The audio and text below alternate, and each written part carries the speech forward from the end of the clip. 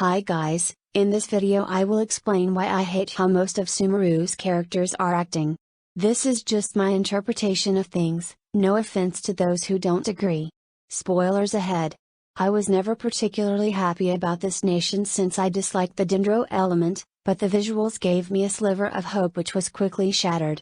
Sumeru is supposed to be a beautiful nation brimming with life and happiness, where people coexist with nature, but it turned out to be doom and gloom hidden behind toxic positivity.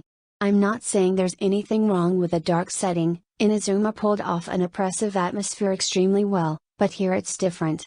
While other nations still relied on the traveler's help, they had a goal which they would pursue regardless if the traveler helped them or not. For example, people from Mondstadt acknowledged the danger, decided their survival is most important and evacuated during the Storm Terror crisis. In Liu, people were abandoned by their Archon and under attack, but they chose to put their differences aside and protect their homeland. In Inazuma, people did their best to protect their ambitions and resisted the Vision Hunt decree even when their own Archon was pushing for stagnation. In Sumeru, however, no one seems to be doing anything about the root cause of their problems.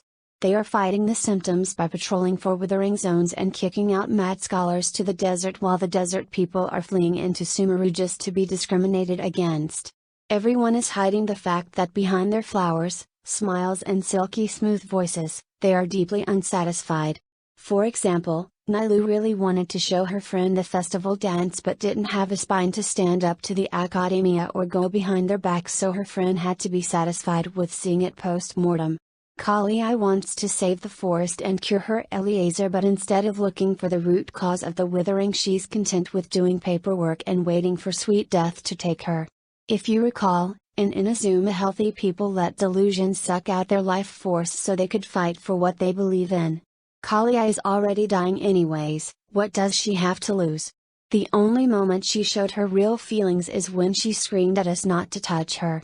They are all trying to guilt trip us into saving them while pretending everything is fine. Every faction is at each other's throats, they can't even decide which Archon to worship. What is the goal here? Is it saving the desert people from poverty? Is it stopping the withering? Is it research at any cost? If they don't know what they want, how the heck should we? Honestly, they should kiss the ground those Fatui harbingers tread on. Maybe they will finally unite if they have a common enemy. I'm always rooting for the Fatui, but I really want them to beat some sense into this nation. Poor Scaramouche deserves justice.